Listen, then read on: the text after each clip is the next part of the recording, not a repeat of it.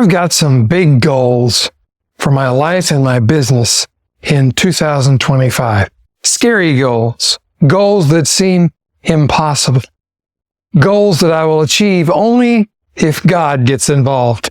However, these goals will not be achieved by my waiting until January 1, writing up a quick list of goals for the year and sticking it to the fridge and hoping that things happen. That's not the way it works. Here's my plan. You feel free to copy it if you think it'll work for you.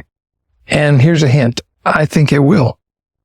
Make a work pact with a cohort of like-minded people that you trust and get together every Monday for a few minutes and review your goals that you're contemplating for 2025, that you're contemplating for fourth quarter, how they feed into one another or they don't, and steps you'll need to take to achieve these goals. And then on Friday, get back together with your cohort and report on how you did with the goals you set for that week, how you are preparing for the goals you set for this month, and how you're set for the goals you're preparing for fourth quarter. I think really then and only then can you begin shaping your real goals for 2025. So today is Labor Day. Most people are at the lake or at the pool, or they're watching the game on TV, or they're watching something on TV, or they're sleeping in front of the TV. That's not you. Take today and review your year so far. Review what you want to accomplish this month, then what you want to accomplish fourth quarter, October, November, December, and how you want to arrange those accomplishments to set you up for 2025. And what are your goals going to be for 2025?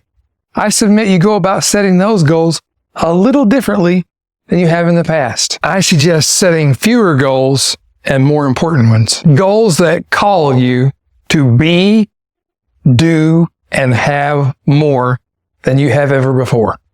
Be, do, have. And I'm also going to suggest you want one goal to be what I'm going to call your keystone goal.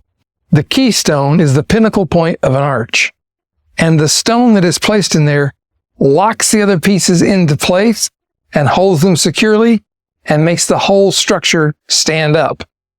Otherwise, if you don't have the keystone in the arch, it's easy to push it over, to knock it down. The keystone is usually a bigger stone, heavier, and more difficult to lift into place. So should your keystone goal be. It should be, I believe, your biggest goal, the most difficult one to obtain, and the one that when you achieve it, it locks the other goals into place and makes the whole structure stand firm. In fact, it could make all your other goals automatically achieved or unnecessary to begin with. How do you know which goal to set as your keystone goal? Here are a few clues.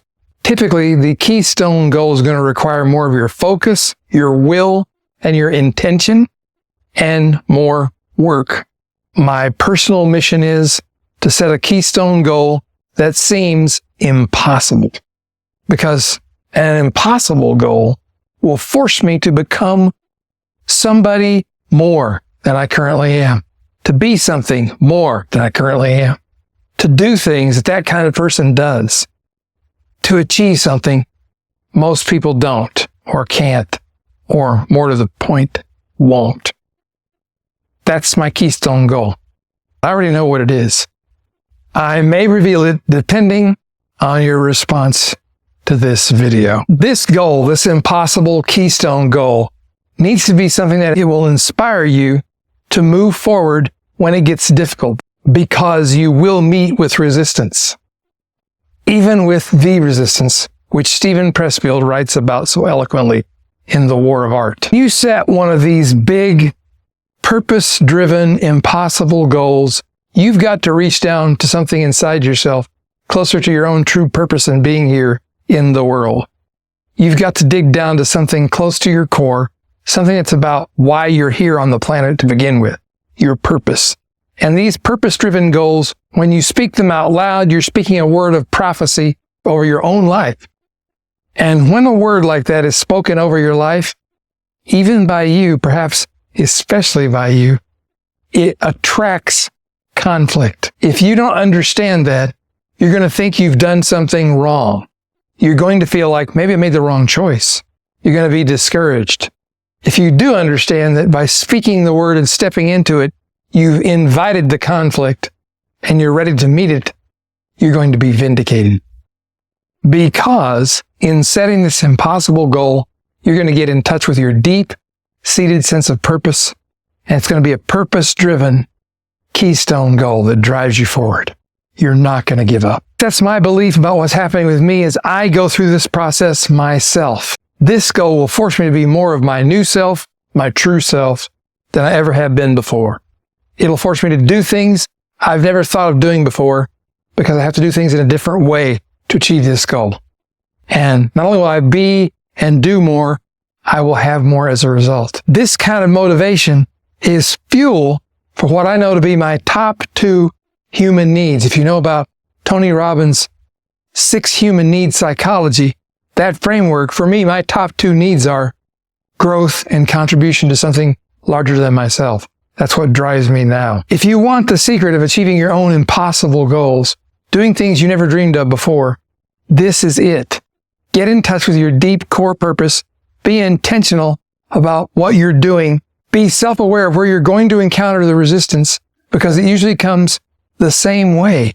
It comes in patterns, doesn't it? Can't we recognize our own patterns? Can we be that self-aware? We can be. The question is, will we? Will you?